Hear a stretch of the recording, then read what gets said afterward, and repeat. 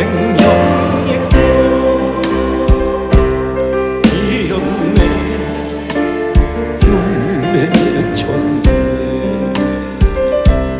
나는 다시 태어났네 그 생명과 절망과 고통에 세상 길 헤매일 때 예수님 품으로 나를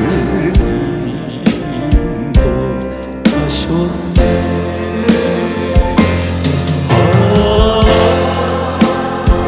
생명의 꽃 피었네 물 맺혔네 나는 다시 태어났네 그 이른 생명과 지나온 인생길 부끄러운 뿐이지만 주님의 은혜로 감사만 넘치네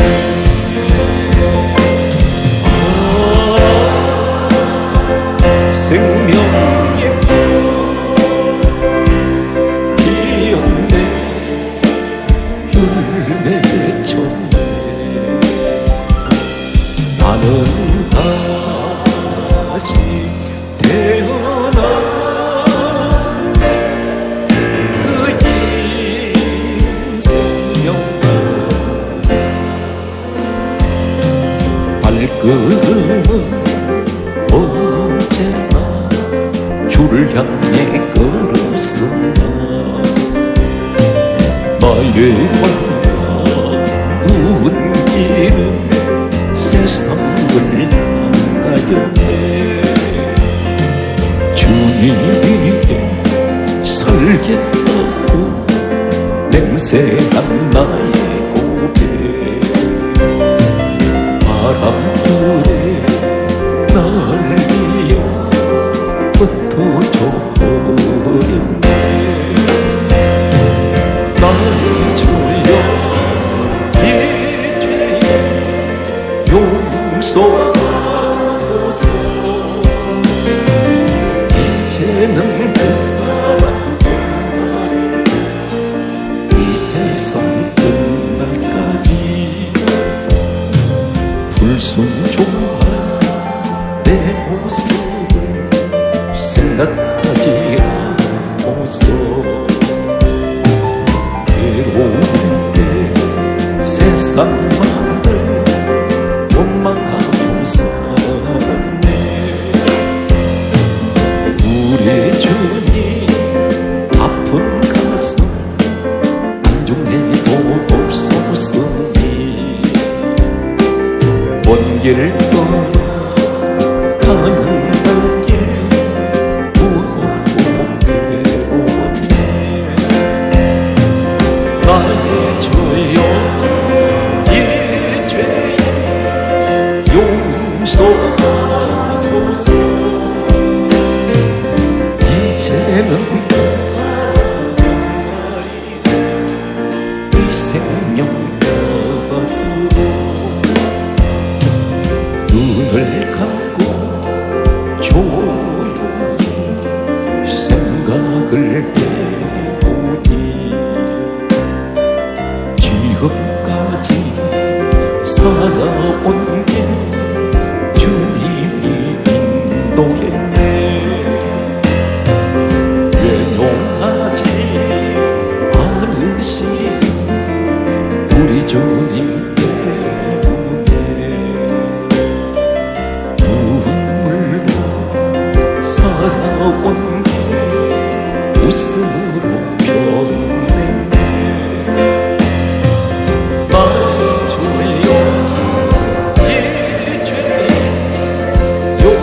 주소서.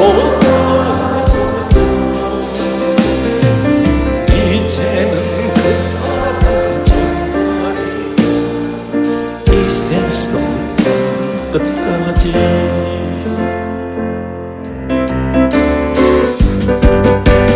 모든 사슴 신내를 잡은 나의 주님 이 죄인을 찾으셨고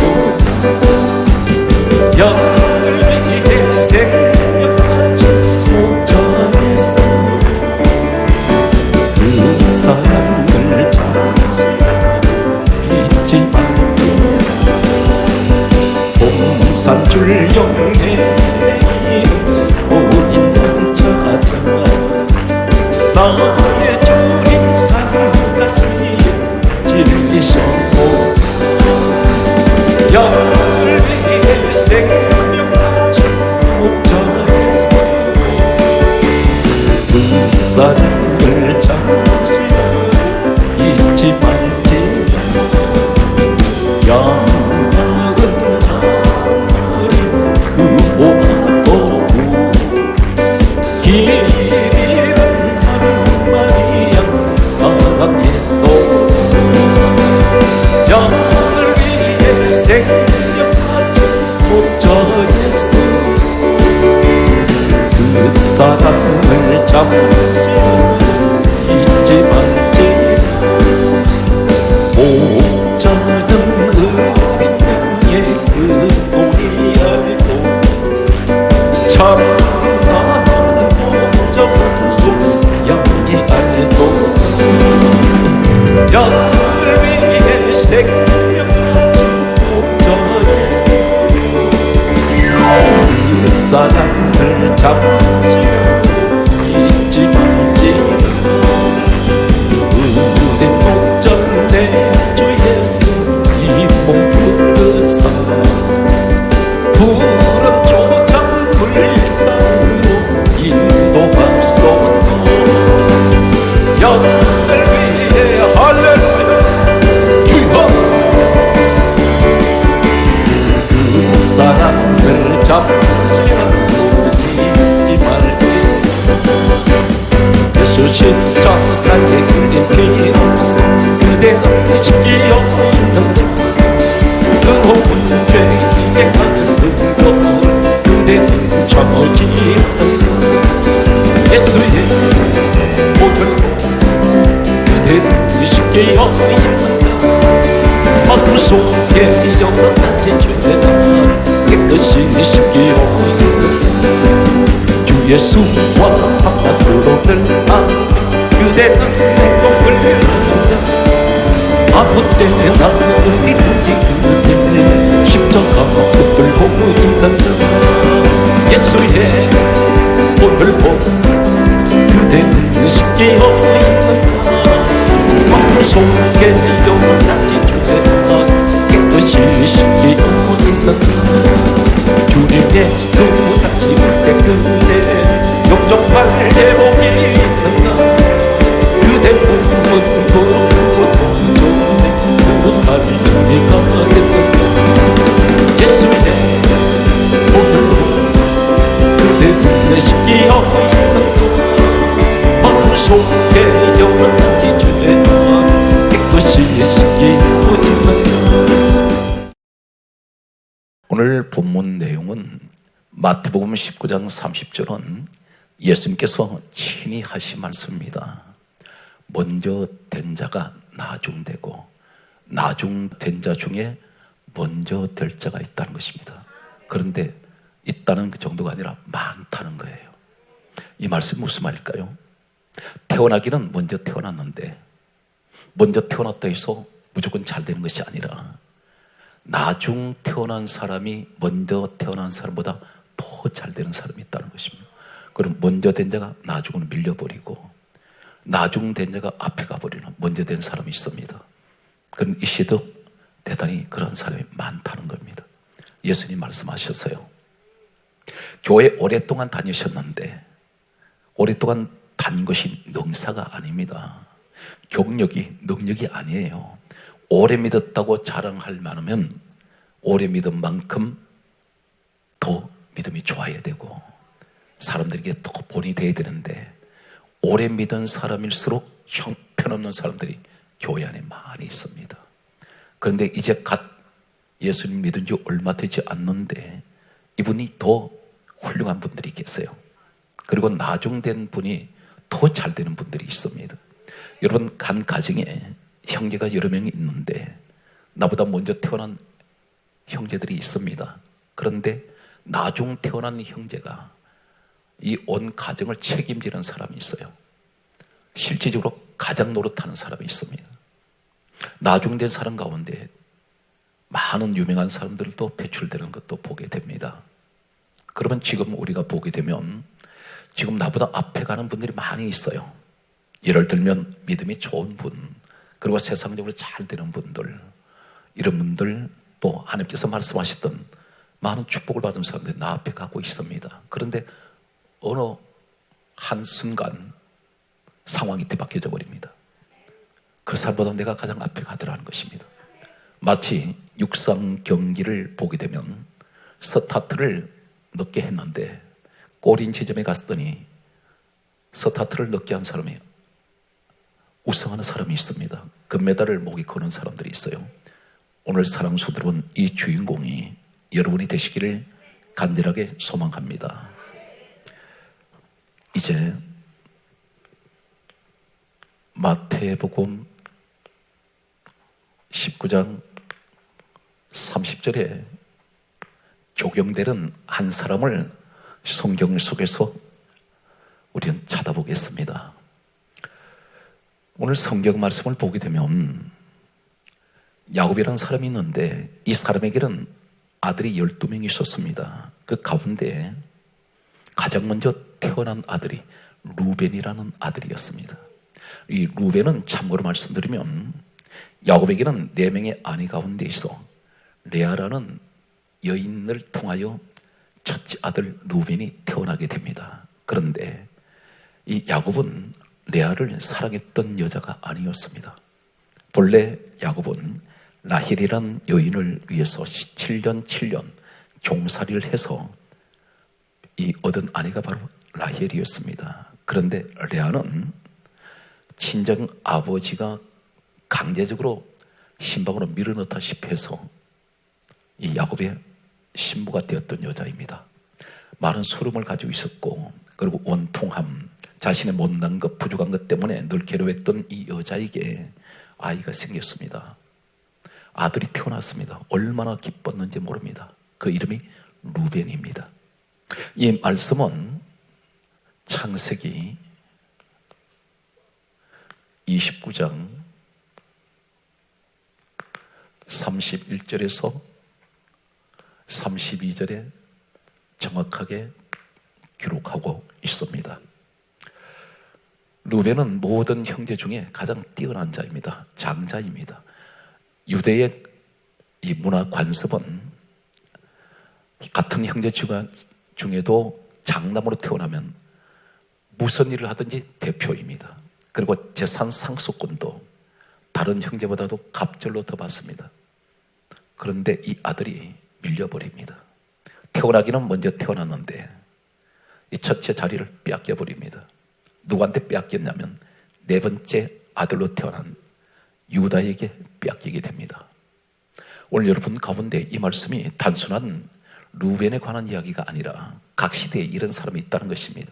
하나님께서 축복을 전절해서 먼저 태어나게 하셨더니 축복이 보장되어 있는데 하는 행동이 이 사람은 그 주어진 첫 번째 자리를 박탈당해버리는, 뺏겨버리는 이런 사람이 있다는 사실입니다.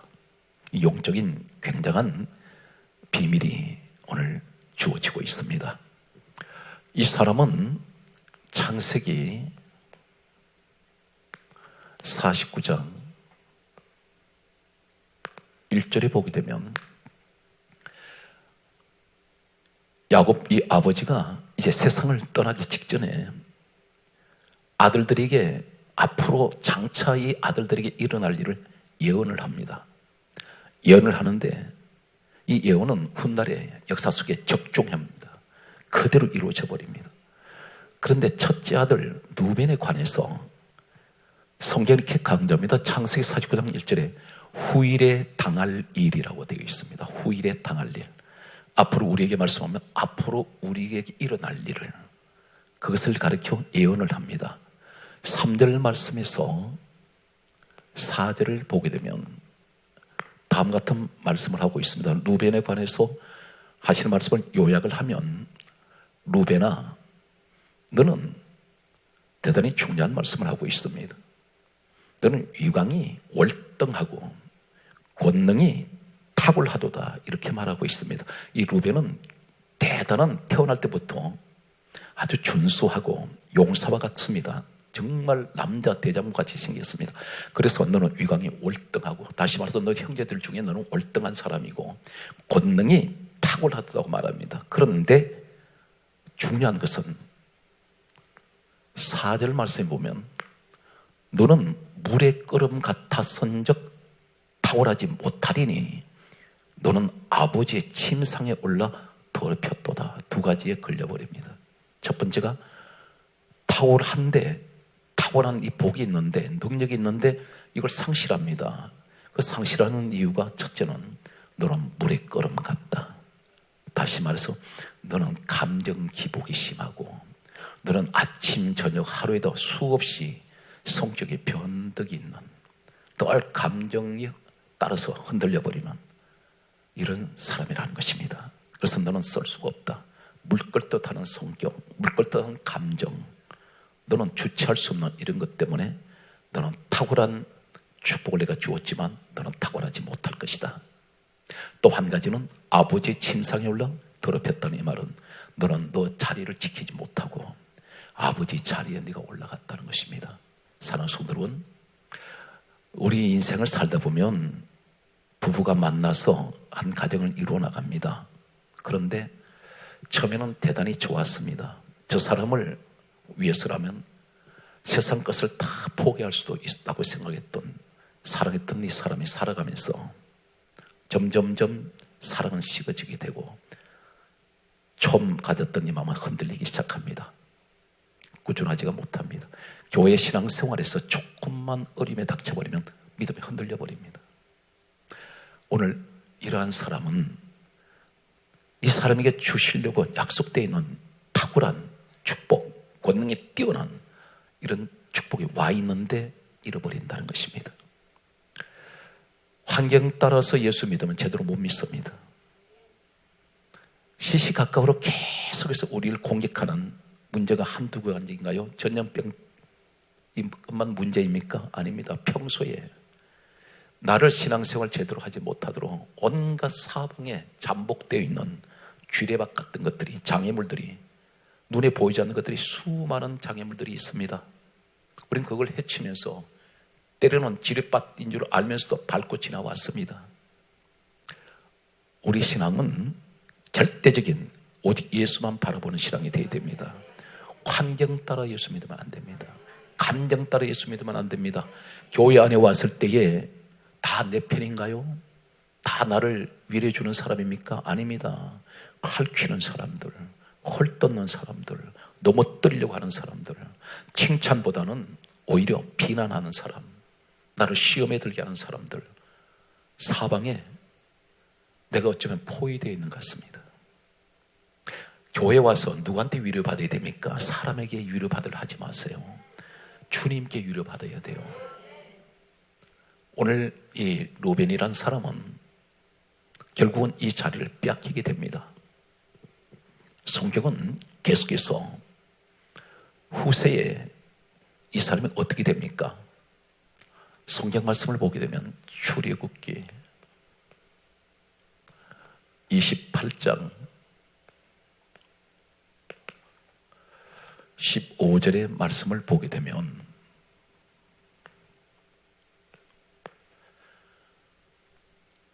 하나님께서는 제사장을 세우시고 제사장 예복을 입게 하시고 하시는 말씀이 가슴에 보석 12개를 달게 하십니다. 그런데 이 보석 12개는 바로 야곱의 12 아들들을 상징하는 보석들입니다.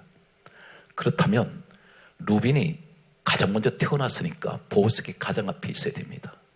그런데 성경은 순수를 뒤바꿔 버립니다. 이 보석은 전부 순서가 뒤죽박죽이 되어 있어요. 태어난 순서대로 되어 있지 않습니다. 17절에 보게 되면 첫 번째 보석이 나오는데 홍보석이 나옵니다. 홍보석. 이 홍보석이 바로 네 번째 아들, 이 야곱의 네 번째 아들 유다가 첫 번째 보석 자리에 오게 됩니다. 이 아들을 통해서 메시아 예수 그리스도께서 오시는 주님의 육신의 혈통이 됩니다. 그러면 루벤은 어디로 갔습니까? 18절에 보게 되면 18절에는 성류석이 나옵니다. 네 번째 보석 성류석. 이 성류석을 지금으로 말씀드리면 에메랄드입니다.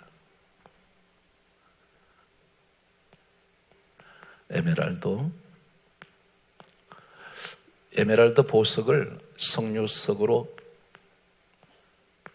말합니다. 그런데 이 에메랄드 보석이 어떤 색상을 가지고 있냐면 바다 초록색입니다. 에메랄드 이 보석 성류석을 보고 있으면 바다에서 파도가 일렁거리는 모습을 연상하게 됩니다.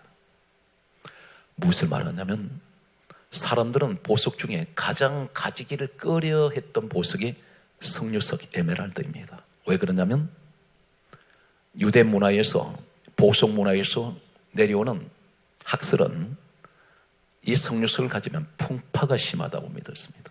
파도가 일렁거리듯이 안정되지 못하고 불안정해. 그래서 이 보석이 가장 가치가 없습니다.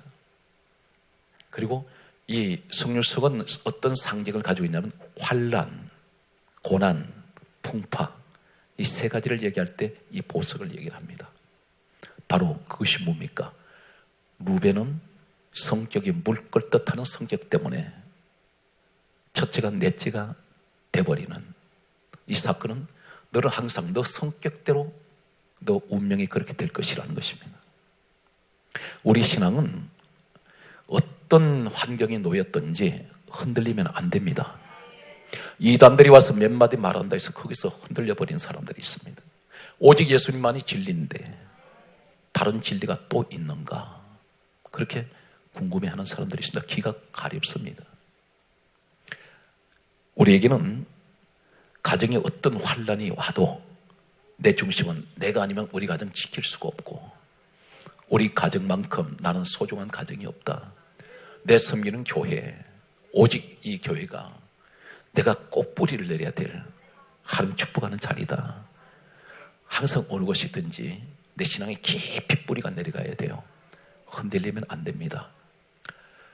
나무마다 태풍이 똑같이 불어올 때에 뿌리채 뽑혀버린 나무들이 있습니다. 왜 그럴까요? 뿌리가 깊지 않을 때 그냥 넘어져 버립니다. 사람이 밀어도 그냥 넘어져 버립니다. 그러나 뿌리 깊은 나무는 절대로 넘어지지 않습니다. 우리 신앙의 뿌리가 깊이 내려가야 됩니다. 이 시간 어떤 일이 있어도 하나님을 향한 이 마음 흔들리면 안 됩니다. 그리고 항상 내게 주어진 자리, 항상 그 자리를 가장 소중하게 여기고 그 자리를 지키셔야 됩니다. 루벤은 아버지 자리를 넘어가 버렸습니다. 교회에서는 내게 주은 이 직분, 다른 거 신경 쓸 것 없어요. 내게 현재 맡겨진 이 직분이만 충실하면, 그래서 맡은 자의 구할 것은 충성이니라. 다른 거 신경 쓰지 마십시오. 다른 자리 생각하지 마세요. 오직 내게 주어진 자리 성실하게 그 기도하며 그 직분 잘 감당할 때 가정에서는 아버지 어머니 자리에 잘 지켜나가며 회사에 돌아가서는 내가 주어진 그 자리에 성실할 때 하나님 축복하십니다. 계속되는 말씀을 보면 성경 말씀은 또 이렇게 기록하고 있는 것을 보게 됩니다. 우리 하나님의 성격이 어떤 분일까요? 그분 성격이 그러기 때문에 절대 변덕을 부리거나 흔들려 버리거나 생활이 조금 어렵다 해서 믿음이 그냥 떨어져 버리는 이러한 믿지 못하는 신앙생활 하는 분들에게 하나님 큰 일을 맡길 수가 없어요. 성경 말씀을 보게 되면 다음 같은 말씀을 하고 있습니다. 출애굽기 27장 1절에 보게 되면 하나님께서는 가장 모세 시대 때에 광야에 세운 이 성막 가운데에서 모든 하나님께 예배드리는 그 성물 가운데 가장 크고 가장 소중한 가장 중요한 성물이 하나 있습니다. 바로 번제단입니다. 이 번제단의 제물을 태워서 하나님 앞에 예배를 드리는 자리인데, 이 번제단이 없으면 하나님 앞에 제사를 지낼 수가 없습니다. 성막의 목적은 하나님께 제사 지내는 것이에요. 예배 드리는 겁니다. 그런데 이 번제단을 만들 때 하나님께서 말씀합니다. 번제단은 따라서요, 네모 반듯하게 하고, 네모 반듯하게 해라. 하나님의 성격을 나타내요. 어느 한쪽은 길고 한쪽은 짧고 그런 것이 아니라 어느 쪽을 동서남북을 똑같이 사이즈를 재어도 똑같아요. 우리 하나님의 성격이 그렇게 반듯하시다는 것을 보여주고 있습니다. 성경 말씀은 이 제사장들 가슴에 보석 12개를 달때 판이 있습니다. 이걸 흉패라고 부르는데, 출애굽기 28장 16절에 보게 되면 하나님께서 제사장들이 이제 하나님 앞에 예복을 입고 나갈 때에 가슴에 달려있는 이 흉패에 보석 12개가 달리는데 그 흉패를 따르십니다. 네모 반듯하게 하고, 항상 하나님 앞에 나갈 때 네모 반듯해요. 우리 모습이 되시기 바랍니다. 항상 어떤 환경에 내가 놓일지라도 나는 하나님, 난 절대로 하나님 앞에 내 믿음, 내 신앙은 네모 반듯합니다. 변함이 없는 하나님, 이 사람에게 놀라운 일을 맡기실 것이고 그 일을 시키실 것입니다. 성경 말씀은 계속해서 보게 되면 이제 또 출애굽기 30장 2절에 보면 다음 같은 말씀이 나옵니다. 분향단을 네모 반듯하게 하고, 이 분향단은 계시록 5장 8절과 계시록 8장 3절 이하에 보게 되면 향은 성도의 기도라 했습니다. 향이 성도의 기도는, 분향이란 말은 하나님 앞에 향을 피워올리는 것인데, 이것은 곧 오늘날 복음제로 기도를 의미한다면, 내가 기도할 때 하나님 앞에 내 마음이, 내 신앙이 반듯해야 돼요. 네모 반듯해야 됩니다. 모든 기도가 시작부터 끝까지 오직 예수 그리스도를 위한. 왜 그렇습니까? 하나님께서는 사람을 창조하실 때 목적이 이사야 43장 21절에는 분명히 말씀하십니다. 이 백성은 내가 나를 위하여 지었나니 나를 찬송하게 하려 함이라. 하나님을 위해서 지었다는 겁니다. 그분을 위해서 살아야 됩니다. 오늘 기도 모든 내용이 주를 위하여, 그게 따라서요, 예수 그리스도를 위하여. 오늘 이 자리가 그 축복의 자리가 되시기 바랍니다. 내 마음이 흔들리지 않는 마음이 정확하게 바로 서버리면 잃어버린 것 다 회복되고, 하나님께서 지금까지 상상을 초월하는 나를 들어서시는 이 시대에 여러분이 그 주인공이 될 수가 있습니다. 성경 말씀을 계속해서 여러분에게 소개합니다. 성경 말씀을 보게 되면 잠언서 40장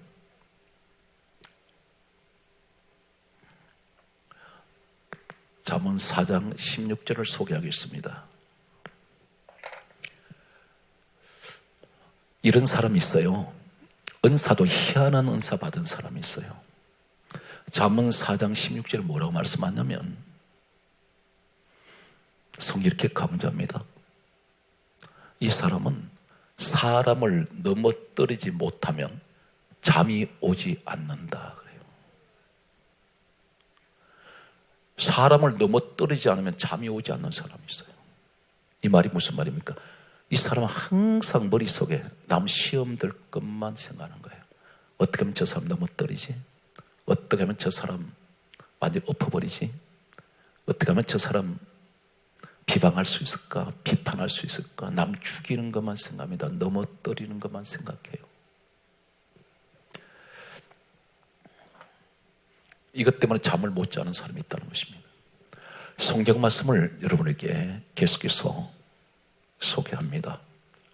시편 89편 34절에 보게 되면 하나님께서 하시는 말씀은 변하지 않습니다. 몇 천 년이 가도 변하지 않아요. 그 말씀이 어디 있습니까? 성경에 있잖아요. 이 말씀 그대로 믿어버리면 내게 믿는 자에게 주시는 거예요. 그 말씀은. 여러분 믿음 하는데 그 믿음이 어디서 와요? 당신이 혼자 만든 것이 믿음이 아니에요. 이게 어디서 옵니까? 로마서 10장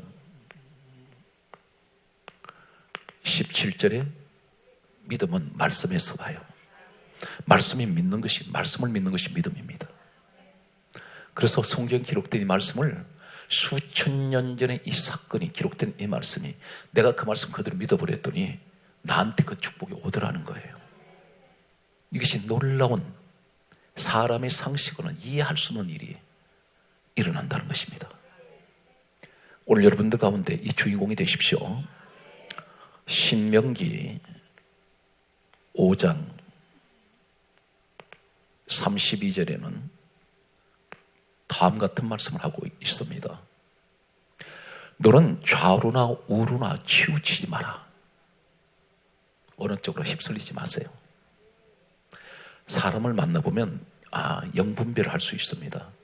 그 사람 말에서 인격이 나오는데 영적으로 이 사람이 괜찮은 사람인지 형편없는 사람인지 어떻게 판단하냐면 이 사람 입에서는 항상 긍정적인 소리, 남을 살리는 소리, 위로해주는 소리, 상대방의 잘못을 자꾸 지적을 하거나 핀잔을 주거나 이 사람한테 계속해서 시험 들게 하는 소리, 이 사람 절대로 이걸 구분해야 돼요. 항상 위로하는 소리, 남을 살리는 소리는 성령의 사람입니다. 반대로 비판을 좋아하고 죽이려고 그러고 너무 떨리기를 좋아하는 사람들은 입에서 떠나질 않아요. 그것이 바로 뭐냐면 영은 두 가지밖에 없습니다. 성령이 아니면 악령이에요. 자신도 모르는 사이에 악령이 조종하고 있습니다. 마침 요한복음 13장 2절에 가룟 유다에게 마귀가 생각을 넣었듯이 오늘 성경 말씀은 시편 118편 13절에 보게 되면 여러분 가운데 절대로 흔들리지 않는 사람이 있어요. 왜 그런지 아세요? 부정적인 소리는 귀에 안 들어와. 항상 좋은 소리만 자꾸 귀에 들어와요. 남 살리는 소리. 시편 118편 13절은 뭐라고 말씀합니까? 너는 나를 넘어뜨리려고 밀쳐, 성경이 이렇게 강조합니다. 너는 나를 밀쳐서 넘어뜨리려고 해도 여호와께서 나를 도와주셨다. 이 말이 무슨 말이냐면 내 옆에 수많은 부정적인 사람들이 있어요. 그런데 난 끄떡도 안 해요. 흔들리지도 않아. 내 신앙이 절대로 흔들리지 않고 오직 견고합니다. 누구를 향하여? 주님만을 향하여. 왜 그런지 아세요? 하나님이 나를 도와주고 계신다는 거예요. 대단히 중요한 얘기입니다. 휩쓸려 가는 사람이 있어요. 내가 본 적도 없어. 내가 알지도 못해. 다만 누가 전해주는 말 한마디에 사람을 칼질을 해버립니다. 난도질을 해버려요. 그때부터 이 사람을 매도를 하기 시작합니다. 당신이 그 사람을 그런 걸 보았습니까? 말로만 들었잖아요. 전해주는 그 사람 지 감정대로 전했잖아요. 소위 말해서 가짜 뉴스, 이런 소리, 유언비어 이런 데 현혹되지 마십시오. 진리의 눈을 똑바로 뜨셔야 돼요. 오직 예수만 보십시오. 주님만 생각하세요. 그럼 누가 뭐래도 내가 바라보고 내가 믿는 우리 주님만 생각한다면 흔들리지 않습니다. 오늘 성경 말씀은 계속해서 보면 놀라운 말씀들이 소개되고 있죠. 전도서 말씀을 소개합니다. 전도서 5장 4절에서 6절 말씀을 보면 여러분 말을 하나님 앞에 우리가 조심해야 됩니다. 말해놓고 자신이 말한 것도 기억도 못해요. 하나님 약속을 했는데 세월이 1년이 가고 2년이 가고 흘러가다 보니까 내가 하나님 앞에 무슨 기도를 했는지 무슨 약속을 했는지도 잊어버린 사람들이 있습니다. 하나님 이것 결코 놓치지 않습니다. 성경 뭐라 말씀하세요? 너 왜 말을 자꾸 번복시키니? 나 앞에서. 그 말씀 무슨 말입니까? 전도서 5장 4절에 하나님께 서원하였거든 갚기를 더디게 하지 마라. 서원한 약속이에요. 내가 하나님께 이렇게 하겠습니다 해놓고 너 왜 안 갚아? 갚기를 더디게 하지 마라. 그런데 전도서 5장 6절에 뭐라 말합니까? 너 사자 앞에서 서운한 것이 실수라고 말하지 말라. 하나님께서 너 목소리로 진노하사 내 손으로 하는 일을 내가 멸해버린다. 그렇게 말씀합니다. 이 말이 무슨 말이냐면 한 말이 내가 책임지는 말을 했으면 지키라는 거예요. 그런데 이것을 나중에 가서 이거 실수했습니다. 그 말을 함부로 말하지 말라는 거예요. 그러니까 하나님은 너 왜 말해놓고 변덕을 부리냐? 왜 물걸듯 하냐 성격이. 네가 손해가 올 것 같아서 그렇게 하냐? 손해가 올지라도 하나님께 약속하신 것은 갚으라고 말씀합니다. 그럼 반드시 이루세요. 오늘 성경 말씀은 계속해서 아가서 2장 7절과 3장 5절과 8장 4절에 보면 성경은 다음같이 말씀하고 있습니다. 아가스의 말씀을 보면 이 아가스는 솔로몬과 술람미의 사랑 이야기예요. 솔로몬 왕, 술람미 신부. 그런데 신부가 포도원직입니다. 솔로몬 왕이에요. 결합할 수가 없는 관계입니다. 그런데 결합해요. 복음적으로 뭘 말씀합니까? 솔로몬은 평강이라는 뜻을 갖고 있습니다. 술람미도 평강이라는 의미를 가져. 똑같은 마음을 갖고 똑같은 이름이에요. 의미가. 그런데 바로 복음적으로 무엇을 말하냐면 요한복음 5장 39절에 예수님께서 말씀하시기를 이 성경은 내게 대하여 증언하는 것이야. 그 말씀이 아가스에 적용하면 솔로몬은 우리 평강의 왕 되신 예수님, 술람미는 우리 모습입니다. 그런데 이 술람미가 신부가 될 수 없는 여자가 신부가 되어요. 우리가 감히 주님 앞에 설 수 없는 자가 서게 되는 신부가 되는데 오늘 뭘 말씀합니까? 이 술람미가 하는 고백이 있어요. 아가서 2장 7절과 3장 5절과 8장 4절에 뭐라 말합니까?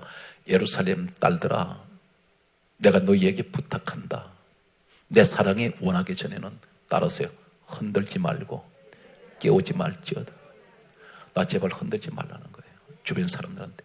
이런 말을 해보신 적이 있습니까? 누가 옆에 와서 교회를 비방하거나 주의 종을 비방하고 같은 성도를 비방할 때에 가만히 듣고 있는 사람들이 있어요. 그러면 어떻게 됩니까? 이분에게 이렇게 말이 됩니다. 집사님 아니면 권사님 부정한 얘기 하지 마십시오. 내게 아무 도움이 안 됩니다. 나는 지금 열심히 신앙생활 잘하고 있는데 나 흔들지 마세요. 그분이 술람미예요.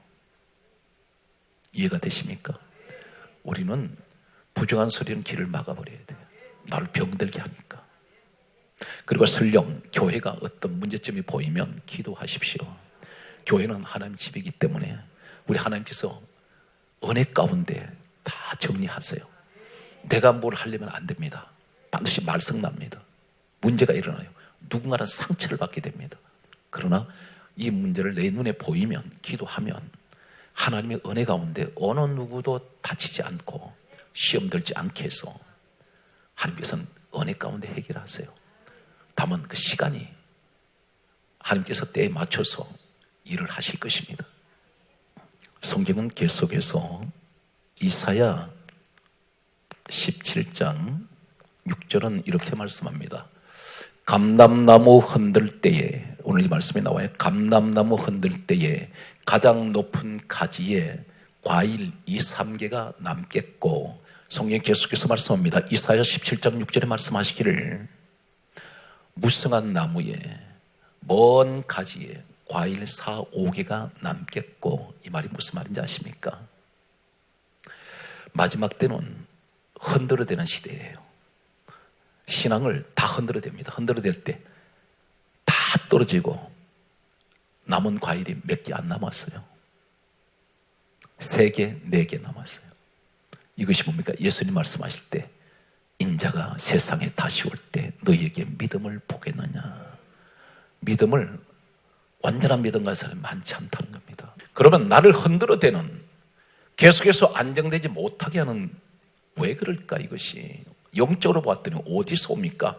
교회 안에 껍데기 같은 사람들을 심어놓은 자가 있단 말입니다. 우연히 껍데기가 아니에요. 우연히 가라지가 아니에요. 가라지는 진짜 알곡이 아니잖아요.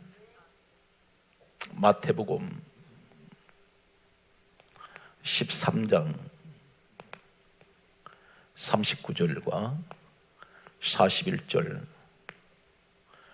그리고 누가복음 4장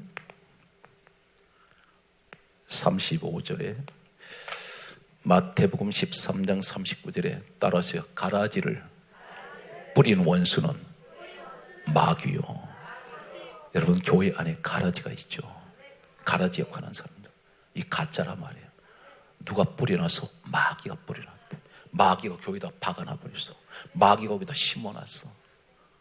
나는 성령 사람인 줄 알았더니 알고 보니 이게 가라지네. 이 가라지 역할을 뭐 하는 겁니까? 가라지는요, 알곡의 뿌리를, 눈에 보이질 않아. 그 은의 뿌리를, 영양분을 빨아먹어요. 그러니까 빨아먹으니까 어떻게? 알곡이 죽어버려. 너무나 제가 볼 때는 신기합니다. 교회 안에 가라지 같은 데가 붙으면요, 그 알곡성도 옆에 있다 보면 알곡성도 같이 시험이 들더라고요. 그런데 이 가라지는 알곡 뿌리에, 땅 밑에서 뿌리를 감아요. 거기서 빨아먹고 사는데, 바로 이 가라지 역할이 뭐냐면 알곡 병들게 하고 죽이는 일합니다. 다시 말해 이것이 가짜야. 어떻게 하든지 교회 무너뜨리고 성도 시험 들게 하고, 이게 누구예요? 마귀가 하는 일이에요. 여기 그 성경이 나옵니다. 41절에, 마태복음 13장 41절에 보면 두 가지를 해요. 따라서요, 넘어지게 하는 것. 그게 또 따라서요, 불법을 행하는 것. 그걸 하나님 말씀을 정면으로 공격합니다. 말씀들을 믿지 마라. 그 말씀 외에도 구원이 있어. 이런 사람들, 이게 가라지예요. 그 누가 심었어요? 마귀가. 그런데 성경은 누가복음 4장 35절에 보면 귀신이 하는 일이 그대로 드러납니다. 귀신은 사람을 넘어뜨려요. 성도 신앙을 넘어뜨립니다. 무너지게 해버려요. 기도하는 사람 기도 못하도록 무너뜨려버리고, 예배 열심히 드는 사람 예배 못 드리게 무너뜨려버리고. 이게 누가 하냐면 귀신이 하는데, 귀신은 마귀와 같은 존재예요. 같은 영적 존재들입니다. 그래서 여러분 주변 관리 잘해야 돼요. 왜 그러냐면 내 옆에 이 사람 접근할 때 이분이 은혜로운 사람인가? 어디서 알 수 있냐면 입에서 나오는 말을 들으면 알아요. 다른 분별할 거 없고, 귀신 쫓아내고 무슨 불 끌어내리고 그거 믿지 말고, 중요한 것은 저 사람 인격이 남을 살리는 사람인가. 여기서 중요한 것은요, 누가복음 4장 35절에 귀신은 넘어뜨린 일만 한다면 우리 성령님은 자꾸 세우시는 일을 해요. 사람을 자꾸 세워요. 사람을 격려시켜요. 잘못을 절대 지적하지 않습니다. 오히려 격려하게 하시고 위로하여 주시고 힘을 주셔서 다시 안 넘어지게 하신다. 그런데 귀신 한 일은 멀쩡하게 서 있는 사람까지 넘어뜨려 버립니다. 오늘 여러분 가운데 이런 영 분별하는 믿음의 사람이 되십시오. 오늘 성경 말씀을 계속해서 여러분에게 소개합니다. 성경 말씀을 보게 되면 성경이 이렇게 강조하고 있죠. 고린도전서 10장 12절과 고린도전서 15장 58절 말씀에 보면, 고린도전서 10장 12절에 그게 따라하시겠습니까? 선줄로 생각하는 자는 넘어질까 조심하라. 이 말이 무슨 말이에요? 나 반듯하게 서 있으면 되는데 옆에 누군가가 나 넘어뜨리려고 서 있을 수가 있는 거예요. 그 조심하라는 거예요. 너 선줄로 생각하냐? 너 은혜 생활하고 있지? 서 있습니다. 너 믿음이 견고하지 않네? 네, 서 있습니다.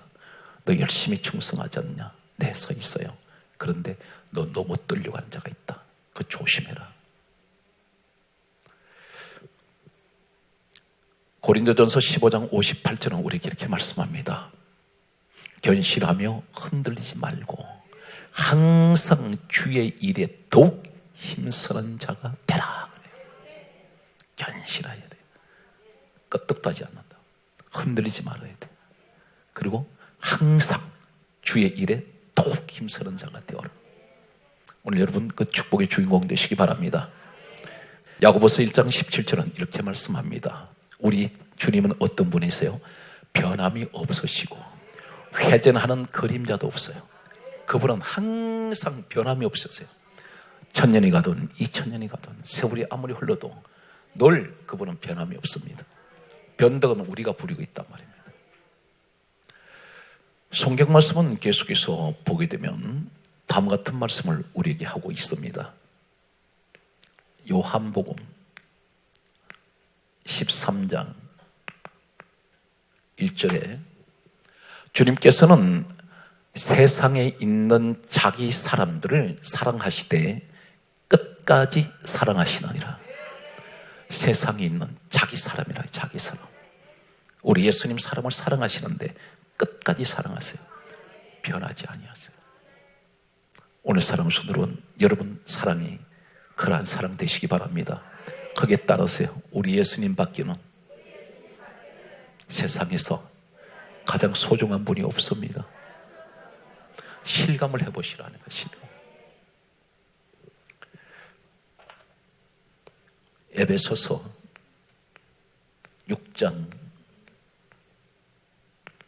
24절에는 다음과 같은 말씀을 합니다. 에베소서 6장 24절에는 우리 주 예수 그리스도를 변함없이 사랑하는 모든 자에게 은혜가 있을지어다. 은혜는 누구에게 주세요? 변함없이 주님을 사랑하는 자들, 그들에게 은혜가 있습니다. 성경 말씀 그대로 믿으세요. 그래서 성경 말씀은 우리에게 계속해서 말씀하고 있습니다. 마태복음 24장 13절에 끝까지 믿음을 지키는 자들에게 구원이 있다고 말씀합니다. 아멘. 끝까지, 우린 끝까지 가야 돼요. 중도 포기하지 마세요. 지금까지 신앙생활을 해오신 것이 얼마나 억울합니까? 여기서 포기한다면 계속 가야 돼요. 가다 보면 반드시 우리 주님께서 가는 곳마다 형통한 길이 열려질 것입니다. 여러분은 제가 감히 말씀드리는데 우리나라의 보배예요. 가장 귀한 보배입니다. 왜 그러냐면 주님이 가장 사랑하시잖아요. 그리고 여러분 하나님께 지키시잖아요. 여러분 아마 지금 이 전염병 지금 우리를 때로는 불안하게 만들고 두렵게 만들지만 그 어려운 중에도 예배드리는 이 자리가 가장 하나님 기뻐하시는 자리입니다. 반드시 여러분 기도하실 때 속히 이 나라에 또 전 세계에 하나님 전염병이 사라지게 하시고 가장 하나님 기뻐하시는 우리 민족과 세계가 되게 하여 주옵소서. 기도하는 여러분 되시기 바랍니다. 오늘 그러므로 우리는 어떻게 해야 됩니까? 내 흔들리지 않는 신앙이 되기 위해서는 가장 중요한 것은 하나님께서 성령을 우리에게 주실 때 다른 방법이 없어요.